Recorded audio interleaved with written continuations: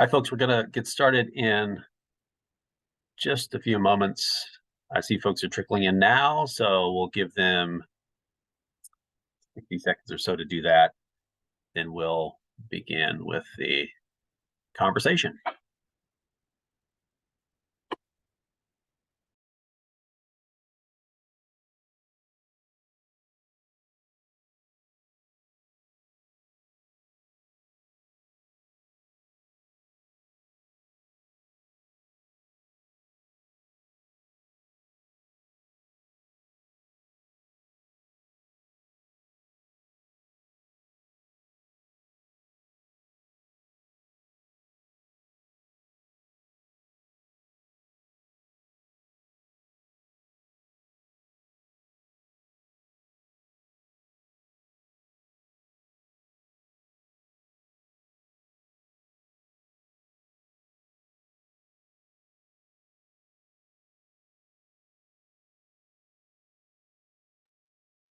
Okay. Looks like the seats are being filled still, but in the interest of time and out of respect for everybody's time, we will go ahead and get started, get through some of the formalities at the very least. Let me welcome everybody to today's presentation by Azzad Asset Management. It's our first annual Fireside Chat. We're using this opportunity today to give you the chance to set the agenda and to ask questions of our esteemed panel of financial professionals. I'm Joshua Brockwell. I'm the Investment Communications Director here at Azzad, and I will be your host for today. Just a quick word from our sponsor, if you don't mind. Some of you are new to Azzad or our company, maybe just slightly familiar. Some of you are long timers. For those of you who know us well, consider this a refresher. We're a halal financial planning and investment advisory firm, started back in 1997, just outside Washington, D.C. in Falls Church, Virginia.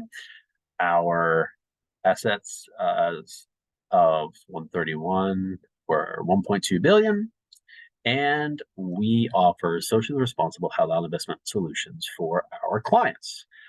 To do a deeper dive into what those specific solutions might be, we've put together this handy little slide that you see on your screen now. From investment planning to tax planning to retirement, charitable giving, and everything in between, we offer these services. We're full service, and we basically do this for the American Muslim community in the United States, all across the country. So with that, I'll also mention a couple of acknowledgments, recognitions we've received over the last year or so. 2022, last year was a big year of awards and recognitions for our firm. It was also incidentally the 25th anniversary of our company. It was the first time we were named to the CNBC 100 financial advisor list. That was a big deal. We're also pleased to announce that we've been named again this year to that list. It was also another year being named to the Financial Advisor Magazine RIA ranking. And those awards keep piling up. We don't want to toot our own horn. We don't do it for the recognition, of course, but it's nice when people notice your hard work for clients. So today's agenda, this is going to look a little different if you've been on our webinars before. A lot of times there's a very formal presentation. We take your questions at the end. Today's entire agenda is driven by you, the audience. Many of you have submitted your questions in advance. We have those ready in the hopper. I'm going to introduce our financial advisors, and then I'm going to ask those questions of them. Also, you'll have the opportunity to, and that can begin now, incidentally, to ask us questions live. We'll respond to those extemporaneously as they come through if necessary. So it's all up to you. You drive the agenda today, and we're here to answer all those questions you wanted to ask. Since it is a fireside chat, I'm going to throw this graphic up on the screen. You can minimize it or arrange it however you'd like, but we're not doing the old school Franklin Delano Roosevelt radio broadcast fireside chat. I decided to make it a little more picturesque, and so I chose that graphic. But That's what the agenda is going to be. You're asking the questions, our pros are going to answer them, and I'm going to get to them right now. So, on your screen now, and in no particular order, I will introduce folks. We'll start with Fatima Iqbal. She is our distinguished investment advisor and senior financial planner with Azzad Asset Management. Her educational background includes a degree in applied economics and management from Cornell, complemented by a master's in finance from the Rochester Institute of Technology. She holds, as all of our panelists do today, the prestigious designation of certified financial planner. Fatima, incidentally, possesses specialized knowledge in halal investing and Islamic inheritance and estate planning. So those are particularly important issues for a lot of our clients. Moving right along, Raj Mahmood is joining us today. Raj is an investment advisor with us as well. Also, as I mentioned, everyone on the panel today is a certified financial planner. Raj graduated from George Mason University with a degree in decision science and management of information systems. He started his career in finance back in 2005 and has extensive knowledge in financial planning through his work at several prestigious firms, including TD Ameritrade, which some of you may be familiar with. Next up, Reem Hussain, Dr. Reem Hussain, I should add. She is one of our newer additions. She's an associate financial planner with Azzad, graduated from Texas Tech University with a PhD in financial planning, as well as a master's in financial planning. She holds a graduate certificate in charitable financial planning from Texas Tech. And last but not least, Deborah Klein. Deb is an associate financial planner with Azzad Asset Management.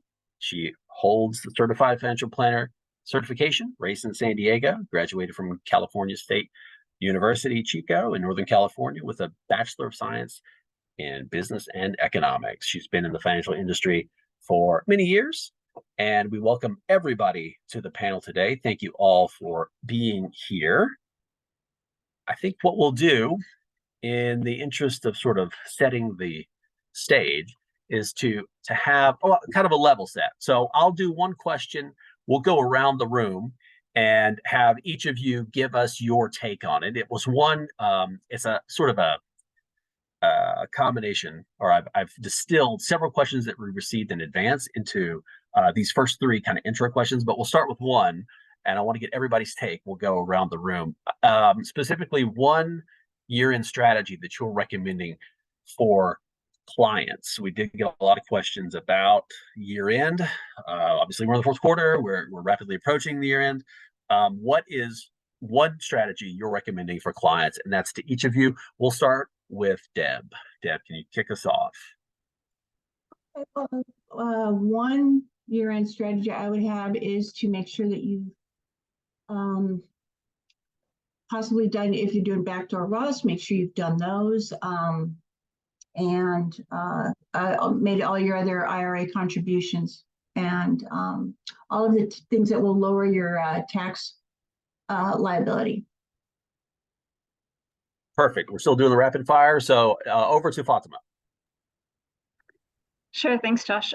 So I know right now it's on a lot of our hearts and minds how we can be helping people, especially around the world and even here in the US. So one thing actually that can align with our end of the year tax planning is looking at our charitable contributions, really trying to find smarter ways so that we can essentially give more to charities and to causes that are important to us over our lifetimes. So one thing you can do is you can take a look at how much charitable contributions you've done this year.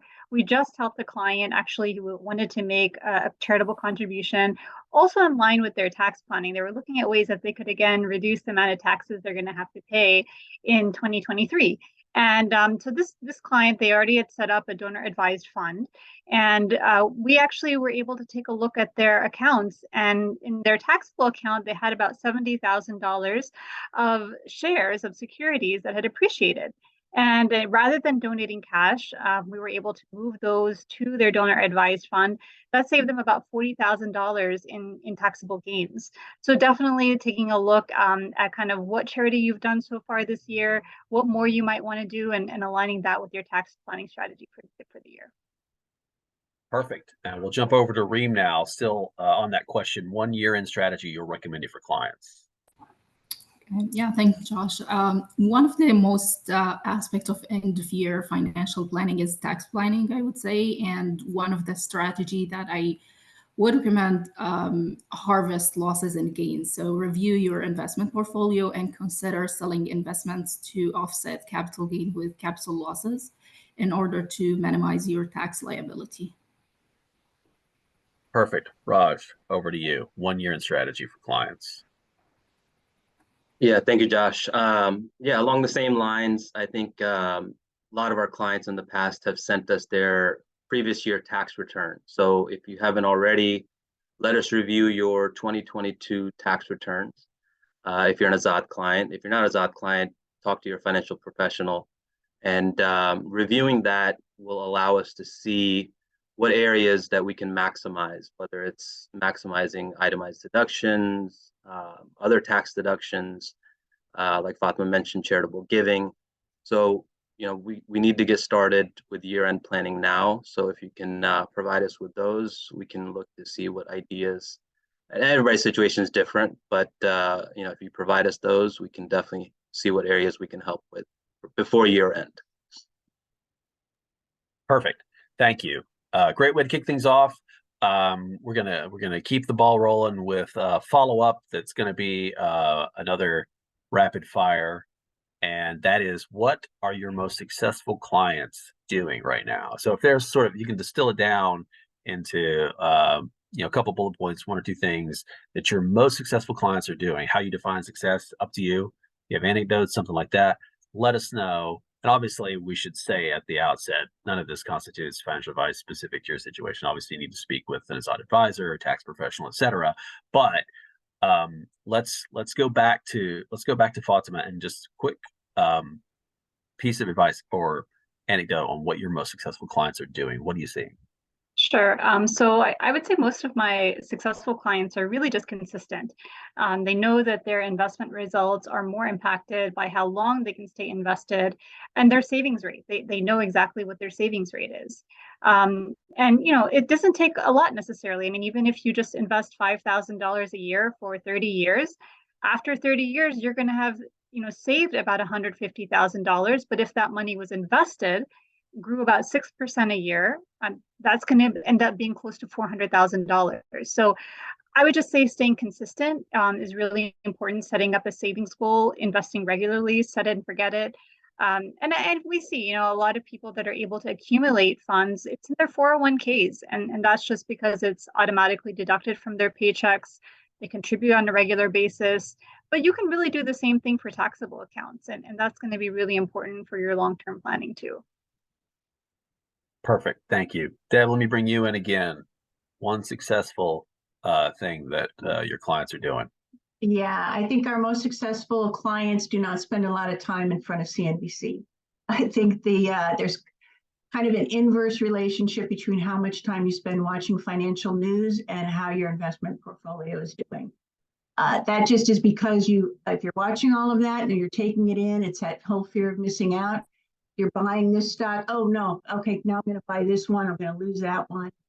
And it's better, like Fatima said, set it and forget it and just leave it. And ups and downs, it'll all even out and improve. Yeah, perfect. That's great advice. Obviously, those 24-hour cable channels got a lot of time to fill, and sometimes they fill it with some real alarmist nonsense. So, Reem, same question to you. What's 1 year in strategy you're recommending for clients as well? I would say invest for long term. So focusing on the financial goals and risk tolerance, time horizon. So historically, market have shown a consistent upward trajectory, and staying invested over extended period of time allows you to capture the benefit of compounding returns. Perfect. Raj, 1 year in strategy you're recommending for clients. So I think we're talking about the successful clients. What a lot of my successful clients typically do is they have a plan, right? So we've worked together a financial plan. We've identified goals. We've set targets, savings rates. So most of the successful clients that I work with, they have a plan, they stick to the plan, regardless of what's going on with the market, the volatility. And that's what I would advise everybody to do. Have a plan, stick to it. Most people, they don't plan to fail, they simply fail to plan. So a lot of the successful ones, they have a plan and they stick to it. So Perfect. And since you were so observant and noticed the question before I did, I'm going to stick with you for the yes, follow-up that's going to go back the other way. And we're going to ask on the other side of the coin, what's a yes. common error you see clients making, something that derails their progress? Yeah, I think the biggest thing would be, Josh, is clients making changes, being emotional, reacting to the market, whether it's, getting out, want to get back in, trying to time the market, sitting in cash. I mean, I can go on and on and on. So the point is that when you have a plan, you stick to it. And if you derail from the plan, it can cause some problems. So that's what I would say. Perfect. Let's jump back over to Deb. If you could give us a common error you see your clients making that derails their Okay. progress. Fortunately, this isn't a real common error, but I think a big mistake some of our clients do make is not including their spouses in the planning or in the financial decisions, or including them in the meetings, that kind of thing.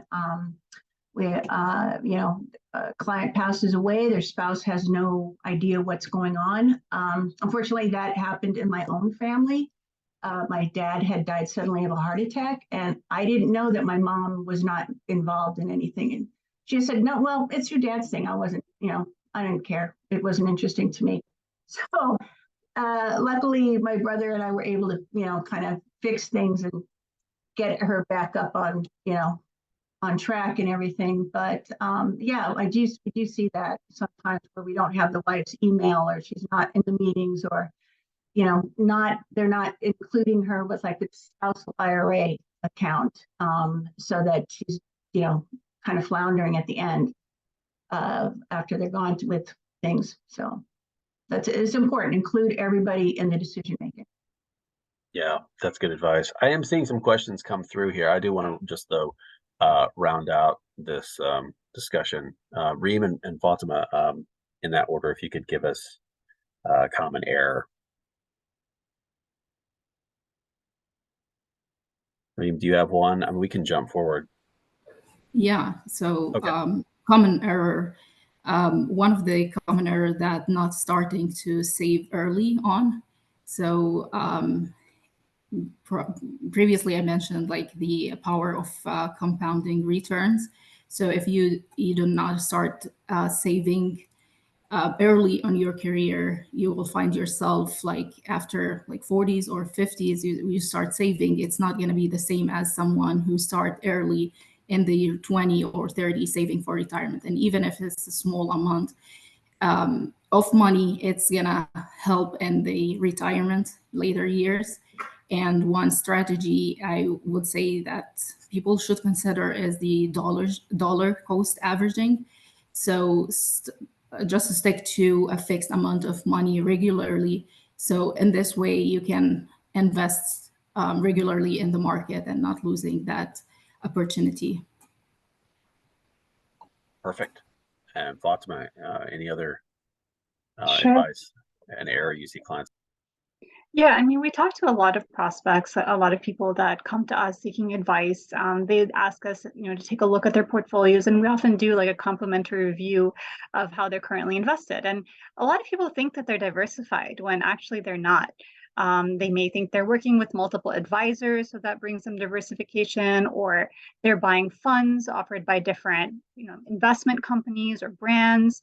But again, all of that doesn't really create diversification. I mean, I think if you think about it very similarly, like shopping for a healthy meal, when you make a meal, you want different foods that offer different nutrition, and not necessarily the same item that's just made by different brands or chefs.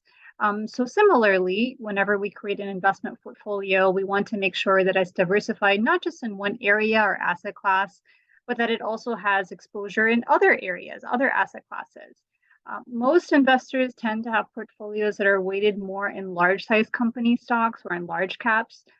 Even within Islamic mutual funds and ETFs, large caps predominate the options that are out there. But again, it's important to be diversified. You need large-sized companies, small-sized companies, mid-sized companies, international. And again, as fiduciary advisors, that's something that we take a look at. We're not here, to sell a product, really just to make sure that you are truly well diversified. And again, your portfolio makes sense for your particular goals. That's perfect, and actually brings me to the question that I just saw pop up on the screen, asking about whether or not one's financial plan should adjust to fundamental changes in the macroeconomic environment. So would you talk a little bit about what the financial planning process entails, and how, if at all, there are adjustments that take place? Because obviously we've seen some pretty wild stuff over the last couple of years, right? So I guess it was March 2022, the Fed started this rate hike cycle. 11 times they've hiked it, highest rates in 22 years. And obviously things don't look now like they did just a few years ago. Should your financial plan change? What do you do to respond to those macroeconomic changes out there right now? And Fatima, that's a follow-up for you. All right. Well, I would say, a financial plan is never static, right? It changes. As life changes, your financial plan will change as well. But the important part of a financial plan is that you have already decided on goals. In those goals, you want to make sure they're smart, right? They're specific, they're measurable, they're attainable, and so on.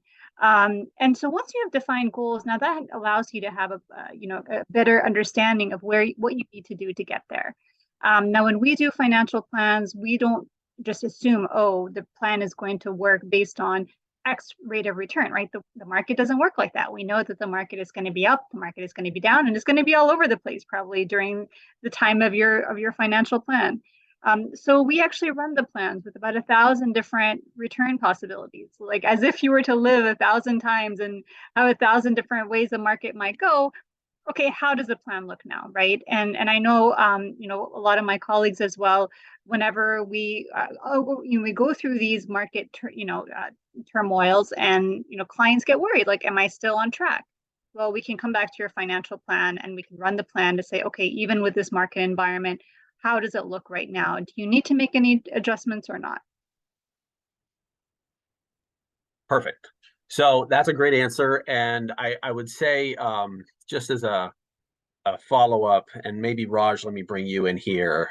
We are getting, and we have gotten, prior to the start of today's webinar, some general investing questions. And there's some here about kind of they allude to the traditional 60-40 equity fixed income split that financial advisors often recommend to their clients. Does that still hold these days? Obviously, there are halal solutions now on the market that would allow one to do that, but there's been some questions coming through even today about the potential investment, whether or not it makes sense considering the appeal of rates these days. And obviously that bleeds through to Islamic financial products as well in the fixed income space. So does it make sense to have something beyond the 60-40? Obviously, it's going to depend on individual situation. What would you say to kind of whether or not we need to keep the old playbook or throw everything out and start new, considering this topsy-turvy rate environment we're in?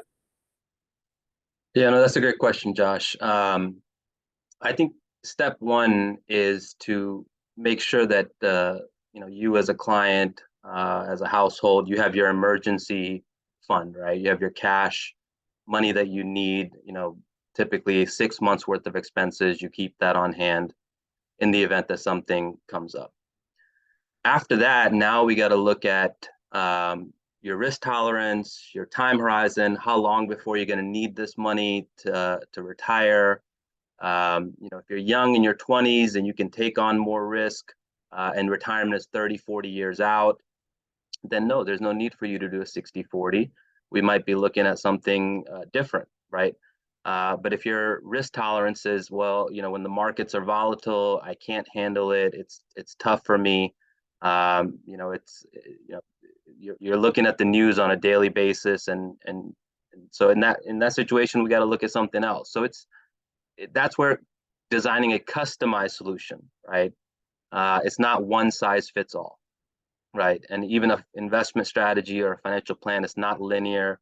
It goes up and down, but over the long term, we've always seen markets recover with every event from 2001, the dot-com crash, to 2008 recession, COVID crash. I mean, we've seen the markets in turmoil, and we've always seen them recover, and it doesn't take long. So designing a customized solution based on your goals, your needs, your time horizon, and your plan. We can't emphasize the plan factor enough. If you have a plan, then you're not worried about it, right? I work with a client who we started working 5 years ago together, and they retired last year. Their goal and their plan was to retire overseas. They retired early, in their early 60s, and we don't talk about the markets. We don't talk about how their accounts are performing. When we talk about their plan, right? They're withdrawing money on a monthly basis from their accounts. It's meeting their needs, and the money's going to last well beyond life expectancy for them.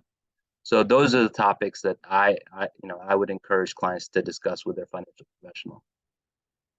Yeah, perfect. Thank you. Yeah, Deb, let me bring you in here just on the subject of short-term investments. We did get a question prior to the start of today's webinar, and I've seen some come through in the Q&A box, just about short-term investments, if they're out there, what Azzad offers, something you would recommend for an individual looking to salt away some cash, but not looking to put a lot of capital at risk. Yeah, well, of course, Azzad, we do have our WiseX ethical fixed income fund, which is generally what we use as our fixed income at a component of our plans and our allocations, and that is a great place to park some money when you're going to need it. And you're getting close to retirement. You don't, whatever you're going to need for the next year after you retire, we suggest start moving money to a fixed income component. WiseX is what we use, and then you don't have to worry about the rest of your money can go up or down. You've got time to ride out the market. But yeah, if you need money in 90 days, it is good to put it in WiseX because it's not large growth, but it does tend to almost keep up with inflation. So, and it could be better. So that's what we suggest. That's a great tool we have. Perfect. And yeah, that I would just add to what Deb was saying. I think again, we do have a lot of clients that have been asking, with markets being more volatile than a lot of us were used to, what should they do whenever they have major goals coming up? So I think that, people also have to kind of shift their mindset, right? A lot of times you're in the accumulation phase, you're making money, you're growing your money. And then you come to a point either where you're closer to your goal, your kids are getting ready to go to college and you need that money, or you're retiring. And we need to start now remembering that capital preservation is also really important. So like Deb said, the Wise Capital Fund, it's designed for capital preservation. It's not designed for growth. So we can't expect the same things from it. But again, when you need an investment that is halal, lower risk than equities, and something that's also going to help you stay, on top of inflation, then it becomes a good solution to add to the portfolio. perfect. Great answers, both of you. Thanks for that. And yeah, just as a follow-up, I will do the disclaimer that the Azzad Wise Capital Fund, the ticker symbol WiseX, more information is on our website, azzadasset.com. There you can read the prospectus where you can find information about the risks, fees, charges, and expenses.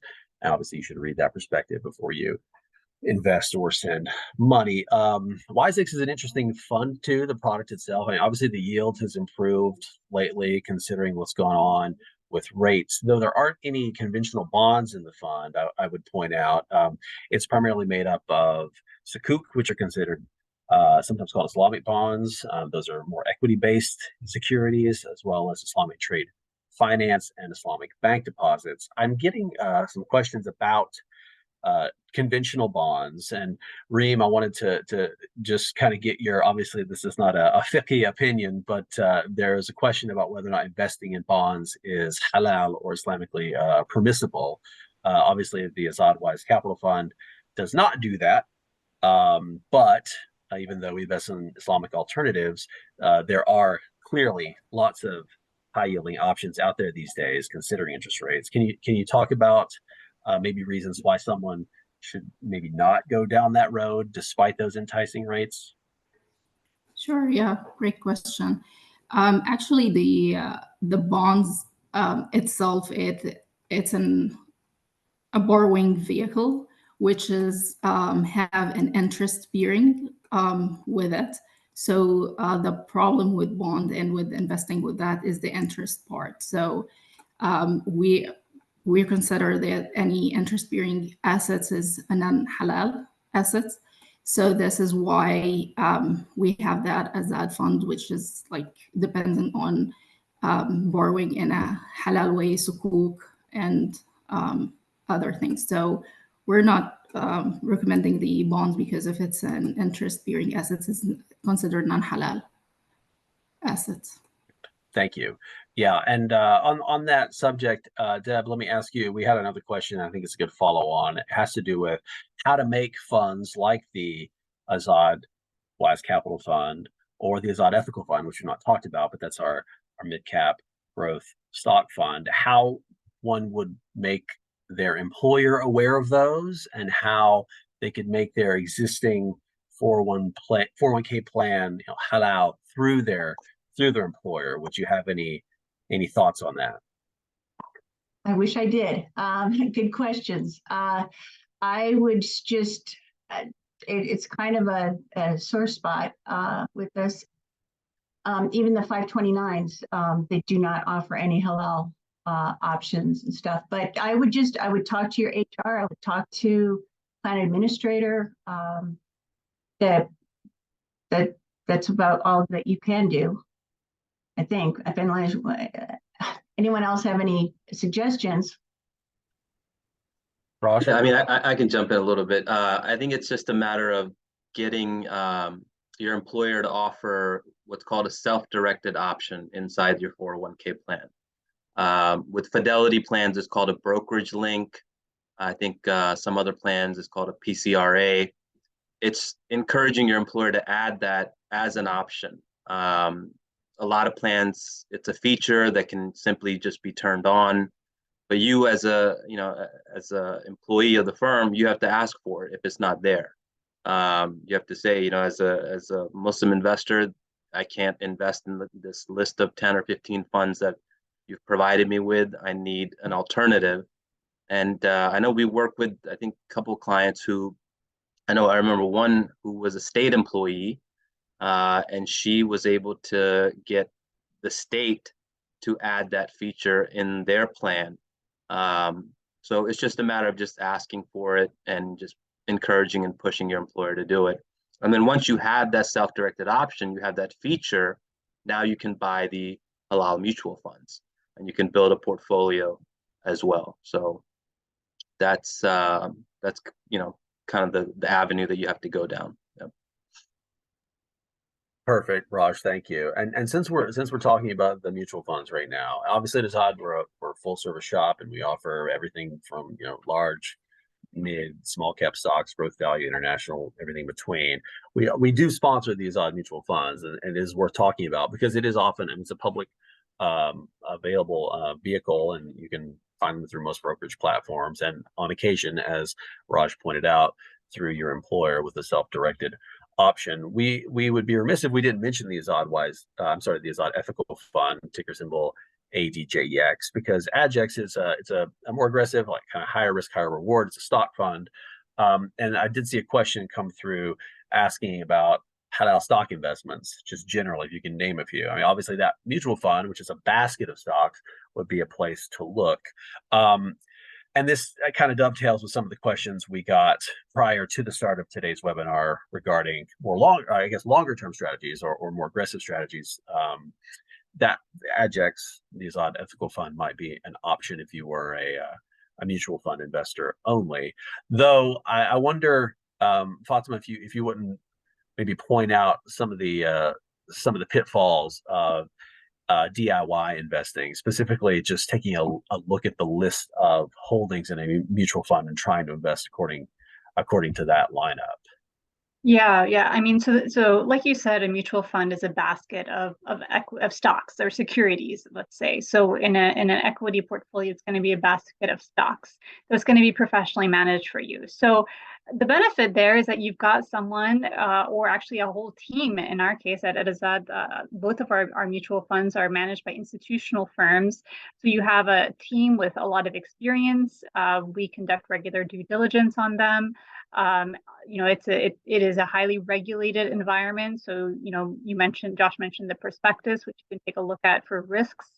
You can look at, performance history. So there's a lot of information available, packaged in a mutual fund, and again, you get that professional oversight, which is harder whenever you're trying to do it yourself. Even myself, right, as an investment professional, years of experience, I don't have all the expertise in every single asset class to know what all these different companies are doing, to do fundamental research on them, to know not just what, okay, maybe their stock prices are, but to know exactly what these companies are doing, what their management is like, what their sales, pipelines are like. There's so many things that go into deciding whether this is a good stock to hold for the long term or not. And that's not even kind of getting into the Sharia compliance part of it yet. Which can also take a lot of resources to do right. In our case, we're reviewing those for our clients on a regular basis. So it's not just saying, oh, do these stocks look like they pass the Islam screen? They look like they're not generating revenue, right, from impermissible areas.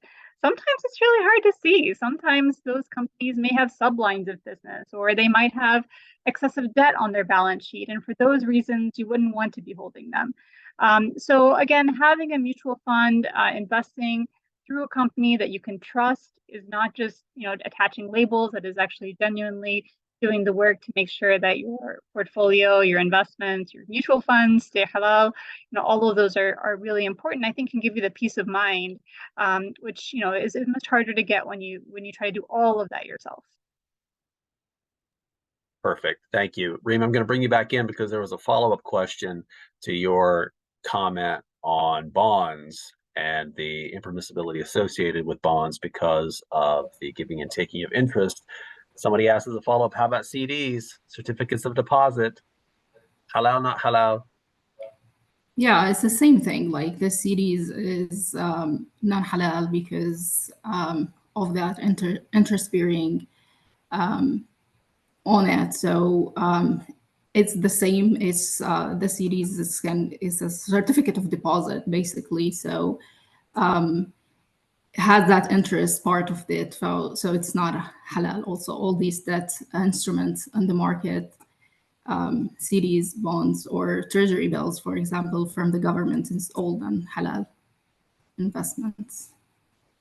Thank you very much. And Deb, I do want to bring you back Josh, in here. can I add something? Yeah. Sorry, quickly. Go for it, Raj. No, please. It's supposed to be a conversation anyway. Yeah. Let's do it that way. A lot of times, you're looking at these CD rates or these bond rates. And yes, if you invest in them, you can't benefit from that money, right? That's impermissible money. You have to purify your money. You have to give it away. Plus, it's not liquid, so it's locked up, right? You can be locked up in a CD for 12 months, 18 months, 2 years. And what if you need that money? So using our Wise Capital Fund, which can get you similar returns than a CD or a bond, but it's liquid, it's available.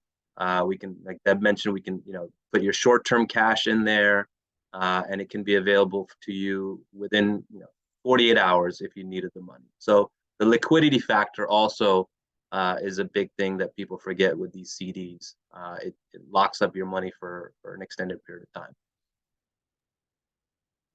Yeah, and I would just add, even other investment products, right? So annuities, which some of them can seem very attractive, but same thing, you have to be very careful about the interest component. Yep, we got a question on that very subject as well. But if there aren't any other follow-up comments, Deb, I did want to bring you back in for a second. You had touched on the subject of 529 plans and their issues associated with those not having halal options. There was a broader question we received prior to today's broadcast. Should I invest in a 529 plan for my kids' education, or are there better investment vehicles to do this? Do you maybe have some thoughts on other options for someone who's interested in keeping it more Sharia compliant? The Sharia compliant, what we offer is, well, we don't offer it, but we recommend Coverdell accounts. They're CESA abbreviation, Coverdell Educational. They are, the only downside on that is that it is only $2,000 per child per year. So that it doesn't, it's not going to grow tremendously. It does grow. You start when they're babies, you put $2,000 in, it is going to grow to a significant amount. And you can, what we've done is you can open those accounts at Schwab, and you can purchase our mutual funds then, and then that's halal. Of course, and purchasing a halal investment inside of that is what makes it halal, because you have that option. Other options are having just opening up a UTMA, which is a custodial account for a minor child. There are no there are very tax benefits for the Coverdell. It's all tax deferred. It's all tax free when you go to take it out for educational purposes. You can also do like I said, a custodial minor account. And that there are no tax benefits for that, but you can put up to the gifting amount, which is $17,000 a year per person. So if you're married this year, it's $17,000. So you could put $34,000 into an account for your child, and that will grow. And then it's taxable, so when you take it out, you're not paying taxes on everything, just on the investment growth. So the downside on that is that when the child, it depends on the age of maturity, when the child is either 18 or 20, sometimes it's 21, that's their money. They get it. And if they're not going to go to college, they can not use it for college. So they can buy a car, So you have to kind of know your child, what you're thinking on that purpose. So. Perfect. Anybody else want to piggyback on education savings opportunities for kids? Okay. I did also want to highlight the fact that, as I mentioned at the top, we're talking to 4 CFPs, Certified Financial Planners. You guys are pros. I wonder, though, the extent to which people realize what that means and what it might be like if someone is perhaps working with a financial advisor who isn't a CFP, like what that experience would be compared to what they get working with one of you folks. Maybe Reem, could you talk a little bit about like the credentials of a certified financial planner, kind of what that process is like when working with a client, and how it differs from just some Joe Schmo off the street who calls himself an investment advisor? Sure, yeah. So the certified financial planner, actually, the process in order to get to be a certified financial planner, you have to get the education part. So you learn all the areas in the financial planning. You get to take an exam after the education part, and you have to get your experience. So it's kind of 3 years of experience in order to get that designation. So it's a whole process in order to get that certificate, from education to experience. And so working with a certified financial planner, one of most beneficial reasons to work with a financial planner, certified one, is that we are fiduciant, like we are fiduciary. We are put the client needs and wants on top of our needs. So, for example, we look at what is the best for the client, not what we get best from that relationship. So the client is the top in that relationship. So the fiduciary part of that is that I will mention. Also working with a financial planner, because of all the education, that experience is make them like better to work with. I don't know if anybody wants to add anything about it. Yeah, please, guys, jump in. Kind of the advantages of working with the CFP versus a non-CFP. Toss up for the group. I can talk about it a little bit. Yeah, like Reem said, it's a fiduciary relationship. So we as certified financial planners, we have to do what's in the best interest of the client, not necessarily what's in the best interest of us as advisor or even the firm. And you get to work with a financial professional and get advice, not just on investments, right? As certified financial planners, we have knowledge and expertise in pretty much any area when it comes to money, whether it's taxes, estate planning, retirement planning, obviously designing investment strategies, but any area of finance or money that you have a question or concern about, you can ask a certified financial planner and get some sound advice. Plus, we have to have, I believe it's like 15 hours of continuing education every year. So it's not just a matter of you get the certified financial planner designation and that's it. No, we have to continue to make sure that we are staying up on the education and the industry to continue to offer the best advice for our clients. And I would just add, I think there's a statistic that, I think less than 29% of financial advisors are actually certified financial planners. And Reem mentioned, the education components, but that includes, just basic planning components, tax planning, estate planning, insurance planning. So, when you work with the CFP, they have a broad understanding. It's not just investments. Of course, investments is another category, but, a broad understanding of somebody's, what are the different components that are a part of your financial plan. So again, you can get that kind of comprehensive fiduciary advice. Perfect. Thank you all. So kind of to piggyback on that, we've talked about kind of the unique offerings that certified financial planners offer their clients. Now, to layer on top of that, the fact that we focus on halal investing, halal financial planning at Azzad, can we discuss sort of the value add there?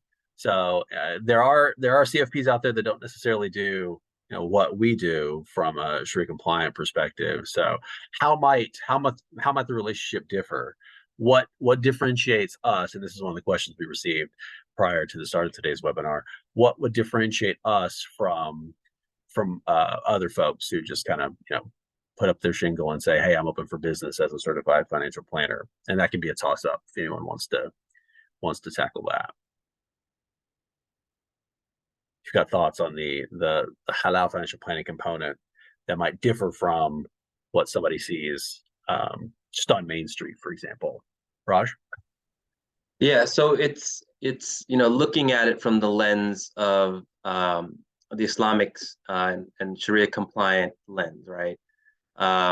There's a lot of components that a traditional certified financial planner might advise clients to invest in, but we can't recommend or we try to find an alternative because it's not Sharia compliant. Like Fatima mentioned, products like annuities, or clients talked about CDs or bonds, right? So these are recommendations that a traditional financial planner could make, but we will make recommendations based on Islamic principles, Sharia compliance, and try to find halal solutions.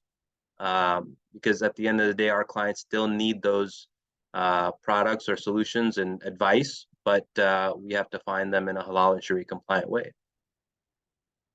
Yeah. Perfect. Thank you. Fatima, something to add? Sure. And just like Raj mentioned, I mean, it goes beyond just investments, right? Investments are just the tools. And I think, again, we have a lot of focus on, Sharia compliant investing, which is, of course, very important. But, also like, what about estate planning, right? What about your zakat planning? How can you make sure that you're paying your zakat correctly? How do you plan for that zakat? I mean, again, going back to the idea that, while we're working, we're in an accumulation phase, we're trying to build up those IRAs. So that we can have money when we retire. But what about paying zakat on all that accumulation, especially when we no longer have cash flow? So, really trying to understand what are the unique challenges that we face when we're trying to stay within the bounds of Sharia compliance, but also like Raj said, just like anyone else, we want to make sure that our clients are able to meet their financial goals. And I see like a question had also come up about the impact of Sharia compliance. I think if you look at data, you can see that in the long term, it's very competitive. Especially when you look at net returns, right? So after fees and expenses, you can compare investments to benchmarks, right? And you can see how they perform over time. And really, we haven't seen there be a penalty for investing halal. Same thing. We, alhamdulillah, have over the years been able to find solutions so that people can have a Sharia compliant estate plan that can also avoid, estate taxes if that's an issue for them, or that can, take advantage of certain tax benefits that are out there. So again, it's about understanding, the unique needs, and then how each of those components within the financial planning process work together. Perfect. I will take advantage of this opportunity to ask you a follow-on, and it's a question that we received earlier, but it relates to something you just said.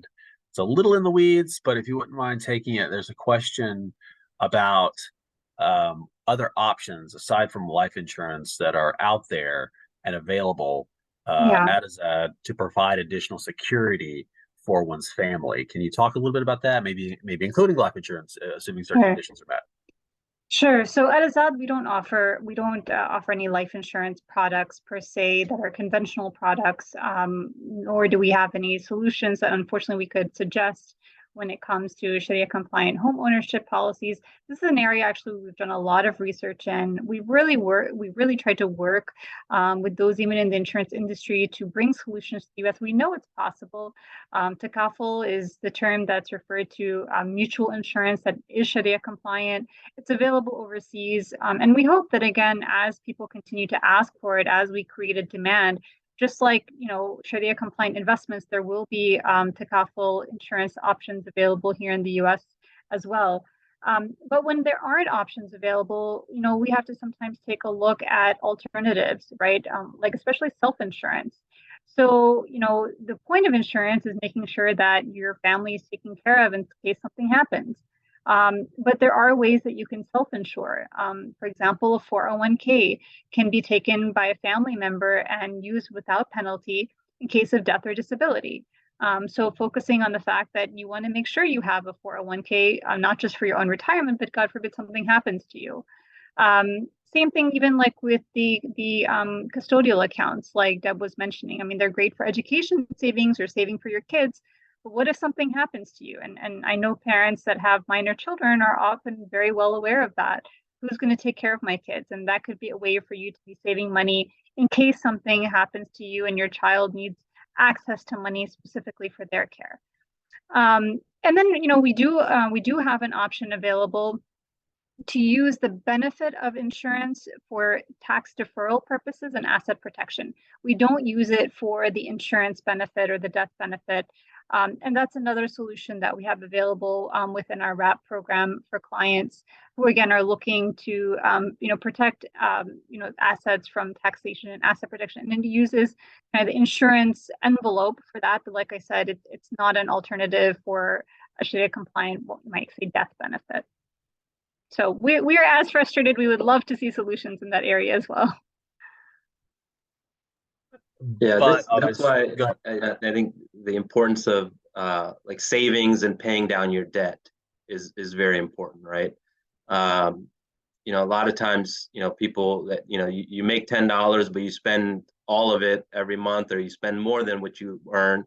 But if you save more, you can accumulate more, and you can self-insure. And I think that's the ultimate goal, is that you get to a point in your life where you don't need the insurance. I think that, and you're debt free. So those are things that, you know, we encourage our clients to do. Perfect. So let's talk a little bit about kind of the larger macroeconomic picture. We've gotten some questions prior to the call today about kind of the direction of markets, whether or not there's a recession on the horizon. Do we have thoughts on a potential recession in 2024? Would there be potential portfolio changes that one might make in anticipation of that, or should one stay the course? Obviously, a lot of that's going to depend on time horizon, the specifics of their financial situation. But just more broadly, should folks be worried about a recession? You think one's coming? This is a question we've gotten. If anybody's got comments, feel free. I don't want to put anybody on the spot, but it is a recurring question we've received from folks on the call today. What do we think about a recession? Is it likely? Is it a problem if one does occur, whether it's deep or shallow? Should that be a big motivator to change one's allocation? Thoughts on that, Reem? I'm going to put you on the spot. Okay, sure. Yeah. So, for example, like this is my opinion about the subject or this question. Actually, we don't have a crystal ball. Like, we don't know exactly what's going to happen in the market. So what we recommend for all our clients is just to stay focused on your goals, your objectives, and if nothing change according to your goals and your time horizon, you can be safe investing in the market and keep your allocation as was it now. Although if there is kind of some changes, or you're close to retirement, for example, and the market is down, or there is a recession, so talking to your financial planner, or this is what part of the financial planner can help with, like how to consider these factors if the recession or if the down market happened during for example, the first couple of years of retirement. So what you can do in order to avoid these things. So to answer the question, like, we cannot predict what's going to happen to the market. The market depends on several things, like a lot of factors that affect the market, like interest rate changes, geopolitical events, or economic data releases. A couple of things that affect the market. There is not only one factor that affect the market or make the market change. So even I would say, even the experienced investors making sometimes incorrect prediction about the market. So what we recommend for our client is to stay invested in the market. Don't try to time the market, as Raj mentioned. Don't try to panic if there is changes, because if you get panics, the human psychology will play a role on that. So you will try to your decision is going to be driven by emotion, and eventually it will cause you to buy high and sell low. So what we recommend is just to stay with your investment as long as it's with your time horizon, with your goals, with your objective in the financial plan. But if something changed, then you should have looked at what other options that you can have in order to protect yourself from these down markets or the consequences of the market return. I think that's great. That's a great answer. I mean, considering the fact that, every recession comes to an end. So even if there is one, ultimately, these are really short-term market conditions that folks shouldn't really be basing their long-term goals like retirement planning on, if that is their goal. So clearly, great point. Deb, I'm going to put you on the spot now. We received a question, and you can take this any way you want. It is, what stocks do you invest in for the long term? Now, we don't want to give specific advice about which equities to pick, but I think you might be able to take that and run with it and make it hopefully an educational opportunity for this particular questionnaire, and show them that there are maybe smarter ways about going down the road of investing, and smarter ways to invest for the long term rather than individual single securities. But again, the question, just to state it as it was, is what stocks would you invest in, or do you invest in for the long term? I have my money with Azzad, so I am in our allocations, which are based on our different my risk tolerance. We have all of our clients, they do a risk assessment. Some people are more risk averse than others. I just, from seeing the markets and seeing how they do drop.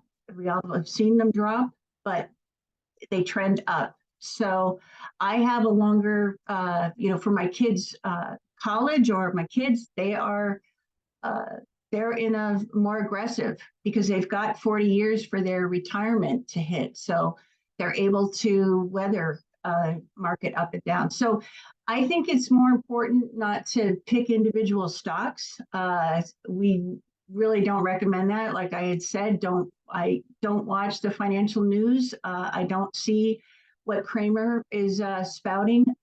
So I don't pick individual stocks. I go with our managers, the investment professionals that manage all of our different allocations, the same as they do with our mutual fund.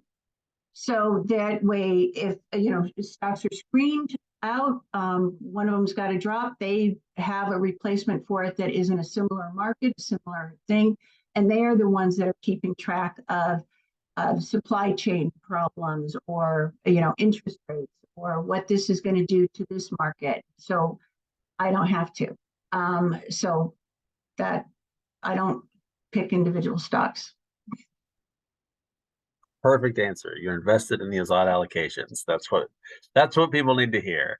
And obviously, there's a lot that goes into that. People can check out our website, azzad.com, to learn more about the individual portfolios, investment strategies that make up those allocations. They range from very conservative to very aggressive, and they can learn more about our portfolio management teams, experts in their asset classes around the country that manage those individual strategies. Fatima, let me bring you in for a moment just to talk a little bit about, since we've opened up this discussion around the allocations and individual portfolio managers, a little bit about the oversight, due diligence, managing the managers. Can we give folks an idea as to how that happens, and talk? You mentioned earlier about how folks think they can diversify among financial advisors, which is not always a great idea. But what about at the portfolio manager level and having folks that are from varied backgrounds? Sure. So just anyone who's not familiar, we've talked about two of our publicly available mutual funds, the Azzad Ethical Fund and the Azzad Wise Capital Fund. But in addition to that, we also have 10 model portfolios, which are consisting of individual securities. And again, with each of those as well, we have institutional portfolio managers. So these are institutional firms that are managing. Now, I think, when you had asked us before, again, as CFPs that are working, trying to provide Sharia compliant advice, obviously it would be a lot easier if we could just go and pick any mutual fund, right? There's so many funds, ETFs, options available in various different asset classes. But for us, because we really want to make sure that the investments align with our clients' values, we really have to take a different approach. So when we do due diligence with these institutional portfolio managers, we're talking to them to understand what their process is like, right? So when we hire a manager, of course, we take a look at their track record. We take a look at, who the portfolio managers are, what resources they have, what teams they have. I mean, they typically have, analysts, portfolio managers, researchers, all available to them. But also we want to make sure that when we apply the Sharia screens, that we are going to be able to get competitive performance for our clients. So it's not just about, hey, this is a great manager. it may be a great manager, but if their philosophy is such that they're investing in high debt companies, or maybe have a lot in financials, when you suddenly apply the Islamic screens, they may not do as well. So we have to take into consideration all of those factors. We also need to take a look at their compliance, right? Are they in line with, regulations within the securities industry? So there's many factors that we have to take a look at for due diligence, and we provide that oversight. So most of our clients are very busy professionals. Well, theoretically, they may like to know what every manager is doing, go do on-site visits, meet with them, know what performance was like and why it underperformed or outperformed. They don't have the time. So they really trust us to be able to do that for them. And again, we can provide that oversight as professionals, asking the questions that need to be asked, making sure that the portfolios are aligned with their values, but also, like I was saying before, we're not sacrificing long-term performance either. Perfect. Thank you. And Raj, let me bring you in at this point. Fateh mentioned the due diligence on the portfolio managers, and all those folks manage individual strategies that become kind of the ingredients for the allocations and the Azzad ethical wrap program, which is our wealth management solution to high net worth clients. We received a question along those lines, asking about that $500,000 minimum for professional management for someone to be a participant in the Azzad ethical wrap program. This person's asking your advice for those with brokerage accounts between $100,000 and $200,000 who haven't gotten there yet. What would you do? What would you advise them? Yeah, and I mean, number one is continue to grow that account. Not based on, you don't count on the market to grow that account. You continue to first save and grow and add money to that account. And then secondly, use the halal funds until you get to that $500,000 point. Use the Azzad, we have our mid-cap growth fund, AdJex, use that as part of the investments. A lot of the other halal mutual funds, they're all kind of bunched together in the large cap growth area. So to diversify amongst other sectors, use the Azzad mid-cap growth fund. And then any money that you might not want to risk in the market, put in the Wise Capital Fund. And then once you get closer to that $400,000 or $500,000 range, then you reach out to us and we have a conversation and we look at ways that we can help you and take over from there, right? Our relationship with our clients ultimately is they're the CEO, but we're the CFO, right? So we work together to design a plan.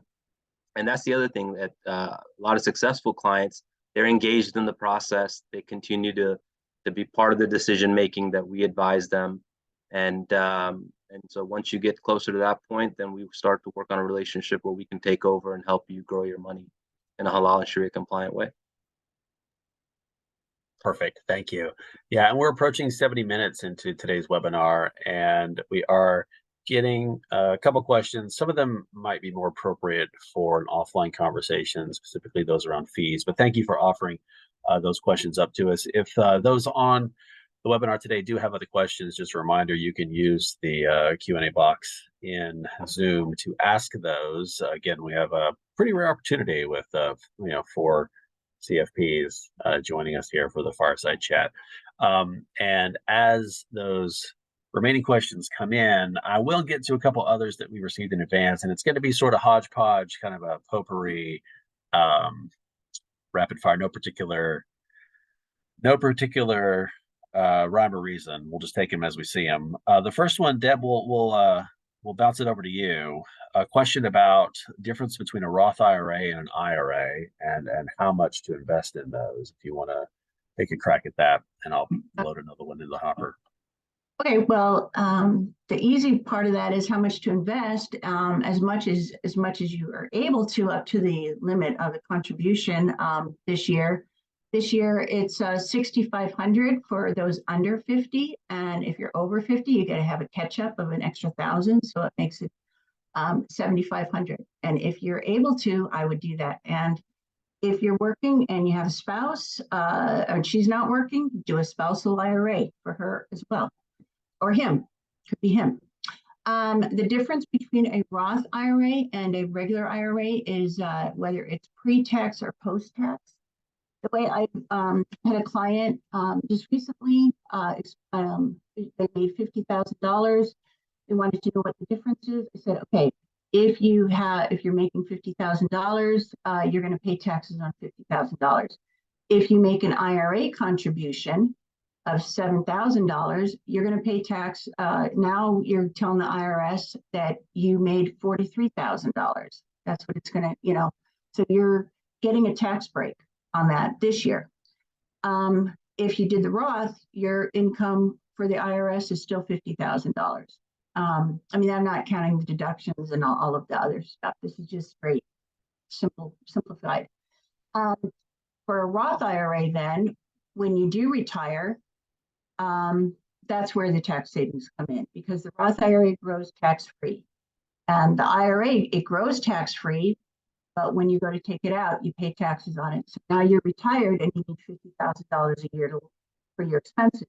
When you take $50,000 out of the IRA, your income that year, even if you weren't working, is $50,000. If you take $50,000 out of the Roth IRA, you didn't make any money. You have zero income. You pay no taxes. So that is the difference, whether you're going to, and it depends on your, what you see, if your income is going to rise, is it going to be more when you retire? Maybe you've got, some rental properties or whatever. Then to mitigate that, you use the Roth. If your income isn't very high, if that's all you're going to have is your IRA, then maybe you don't need the, but nobody wants to think that they're not going to have any income, lower income when they retire. So it is also nice to have a whole bucket of money to choose from when you are using the cash flow. And that's what we help people with, is where to take the money, what year, what was your income when you retire, where else are you getting some money? Because you want to watch out for that, because you want to watch out for your premiums with Medicare. There's different things that you need to look at. And if you can pull your money from a Roth and not have it increase your taxable income, then that's what you want to do. So it's good to have a whole bucket of funds to different vehicles to choose from when you retire and you're using your cash flow. Perfect. Thank you for the advice there. Appreciate the expertise. I'm going to keep plugging along here in no particular order. And Reem, I'm going to bring you in here. And we received a question asking the safest way to enter the market for the risk averse. Again, the safest way to enter the market for the risk averse. How would you tackle that? Okay, so it's a good question. Actually, the best way to enter the market is to save constantly. Like, don't just keep saving in the market. So the idea of keep putting like a fixed amount of money each month to save in the market is the best way. So even when there is a market ups or market downs, like you can control like the ups and downs in the market by saving in this way. So what we call this strategy is the dollar cost averaging strategy. So you're not trying to time the market. Your strategy is to invest fixed amount regularly, regardless of the market condition. So over time, in this approach, you can reduce the impact of the market volatility and potentially will lead to favorable results. So this is my advice here in the risk averse. Perfect. Yeah. Lower the average cost of those shares with dollar cost averaging, ideally. So Raj, I'm going to ask you a very direct question that we received. And it's a general investing question, but I think there's more we can do with it other than what the answer looks like it might be on its face. But I'll just hit you with it and you run with it, go where you want. Value versus growth stocks in the year ahead? Question mark, value or growth? Both. I think it comes down to diversification, right? Creating a portfolio that has large cap growth, large cap value, mid cap, small cap, international, because you never know which sector, which area is going to be the top performer in any given time frame. So you want to have, your eggs not just in one growth basket. You want to have it spread out amongst all the different sectors, all the different baskets. So based on number one, your risk tolerance, and step two is diversification. You want to have a little bit of everything. And that's where, when we have that conversation, we can look at all the different asset classes. So everything is the answer. Perfect. I thought you might have something along those lines to say. Yes. So Fatima, next up for you, I'm going to ask you a question we received in the live chat regarding strategies for business owners to save on taxes. What are some strategies, again, for business owners to save on taxes? Right. So, we can tie it into probably the conversations that we've been having around IRAs, 401ks. I mean, one great strategy is for an employer to offer a retirement plan for their employees. Even people who are self-employed, they don't have employees necessarily, can use this strategy as well. And there's several different types of plans they can consider. There are the 401ks, which most people are familiar with. There's also SEP IRAs.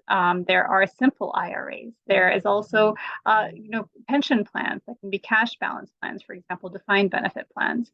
So a lot of different plans out there. Now, the benefit of these is that whenever you contribute to them, some of the plans allow you to put, your own salary in, and then also make an employer contribution, both to yourself.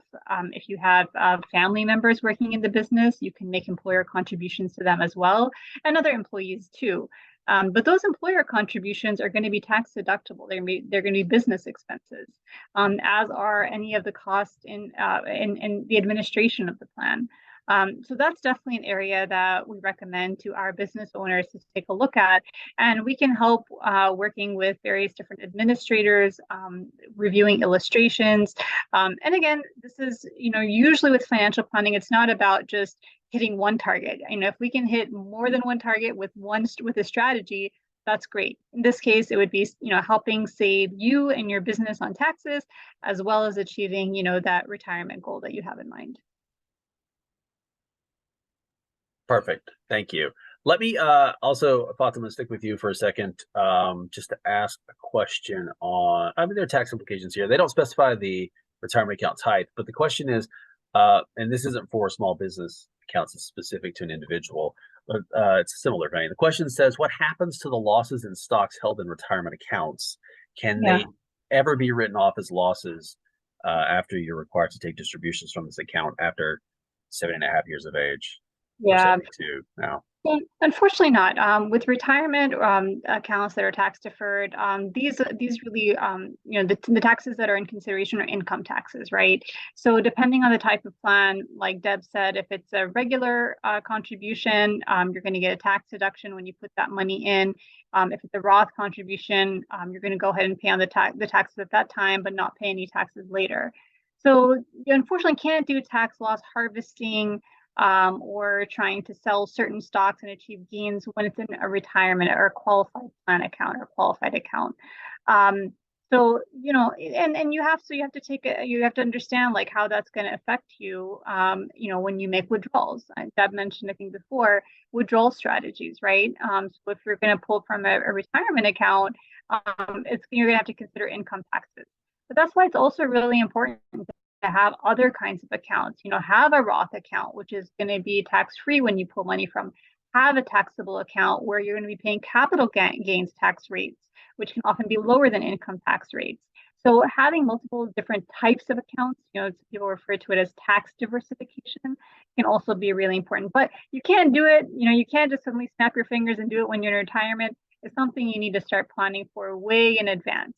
So if you're starting your career, getting those types of accounts set up, or even if you're mid-career, making sure that you not just are, saving in pre-tax accounts like 401ks, but also Roths if you can, and taxable accounts too. Perfect. Thank you. So we are approaching the bottom of the hour. I do want to give our panelists the opportunity to one by one offer some parting thoughts. I know we've touched on a lot over the last 80 minutes or so, but we do want to kind of, I don't know if put a bow on it's the right term, but give you each an opportunity to to leave us with some food for thought, and to encapsulate maybe some of those essential gems, pearls of wisdom that you've offered along the way today. So, Deb, we'll let you kick it off, and then we'll go around the table. Probably have to call it a day after that. Okay. Yeah, thanks. One thing I just want to mention is, we've been talking a lot about, you've got to start early. You've got to get all this stuff set up beforehand. And the longer, the longer your time horizon is, the more aggressive you can be. But realistically, there's a lot of people out there that are close to retirement that haven't set things up. But I'll just say it's never too early to start. Anything you put aside today will, hopefully will help. So yeah, don't get discouraged if you're in your 50s and you don't really have something, just start. So that's my word of wisdom, just start. And you can do it, like what Reem said, dollar cost averaging, do a little bit, do, whatever you can do each month, put something in, and it'll be compounding and it'll grow. Perfect. And Reem, you've hit on dollar cost averaging, so I'm gonna make you say something else. Parting thoughts and obviously it's a great point, and it's really essential that people get that, because I don't think a lot of people do, or at least practice it. So great advice. Something else, share with us some of your expertise as we wrap up. Yeah. So as we approaching end of year, so I advise like everybody, and it can be done by anyone, like to update or review their beneficiary designation. It's a very important part of your financial and estate planning. So reviewing the beneficiary designation will allow you to ensure that these assets will go eventually to the intended recipient. And you can achieve a lot of things also with the beneficiary designation. You can avoid probate. So many of assets with beneficiary designation, such as retirement account, can be passed directly to the beneficiary outside the probate process. If you're like charitable giving inclined and you want to donate some assets to a charity, so you can do that with beneficiary designation. So you can designate that charity as a beneficiary of that assets. Specifically, you can reduce also taxes with beneficiary designation. So that's going to be like my advice for you as approaching the end of the year, like update, review your beneficiary designations. Perfect. Thank you. Raj, any final or parting thoughts for the folks today? Yeah, I actually want to touch on something I think we talked about earlier, which is the whole recession concern, right? I think last year, a lot of the financial gurus said that the recession would happen this year. And if you sat on the sidelines, you didn't invest your money, you missed out on a pretty good year from an investment performance standpoint. So just advice, I mean, don't make any rash decisions. Don't be emotional. If the recession comes, great. It's an opportunity. And then, even in what's going on in the world today, we pray for the people of Azzad, but in times of war, I know there can be a lot of uncertainty as well. And I think this is a good opportunity to discuss and talk about your financial plan, your investment strategy, and just have the conversation instead of making a rash decision. Thank you, Raj. And Fatima, care to round out the conversation? Sure, and I'll just piggyback off of Raj. I would just say, ignore the noise. There is a strong sense, the strong sense of having a fear of missing out, right? But remember, it's not what the Joneses made in their investment portfolio. It's not what the Ahmeds made or the Khans made. It's really about focusing on your financial goal, right? And making sure that you have your plan together, you have your strategy together, and you stay focused. You avoid the noise of the market, you avoid the noise of the emotional ups and downs of the economy even. There are a lot of things that we can't control. And that's why we have a financial plan, because while those things we can't control what the market does, we can't control what the economy might be like, but we can have control over our financial plan, the quality of the investments we have, the diversification, a lot of the things that we talked about, tax planning, charitable planning. So really focus on those and make sure that your plan really is about you. It's not about anybody else. That is awesome, and thank you to Fatima and to Deb and Reem and Raj. I think folks, if they paid attention today and they implement, half of what we talked about, they're gonna really, I think, be grateful for the conversation, because you all have really you've enlightened us and dropped a lot of wisdom, and it's really valuable, and we don't unfortunately get enough of it from everybody these days. So it's nice that there are experts out there in the world who can kind of show us the way. And we do appreciate that. And we appreciate everybody for sticking around for the full hour and a half. That's going to bring us to the end of our discussion today. The learning doesn't have to stop, though. We want to invite you to our website, azzadasset.com, as well as to follow us on social media for more information and timely updates. You can check us out on those platforms you see on the screen there. We do hope that you've enjoyed today's presentation. Again, the content was incredibly valuable, and it was recorded, so hopefully we'll be able to make that available to folks in the not so distant future. Thanks again, everybody, for being here. I know this is an incredible commitment from you. You're all very busy folks and have a lot on your plates. So taking this time out to offer, what is basically free advice, that means a lot to us. And I think I speak on behalf of everybody when I say that thank you very much for your time. So that's going to do it for us, everybody. Again, please visit us on our website, azzadasset.com, and follow us on social. We'll be doing these hopefully more in the near future, but we appreciate everybody's time during today's first annual Azzad Asset Management Fireside Chat. Again, I'm Joshua Brockwell for Azzad Asset Management. Thanks for being here. Bye, everybody. Thank you. Bye. Thank you. Bye.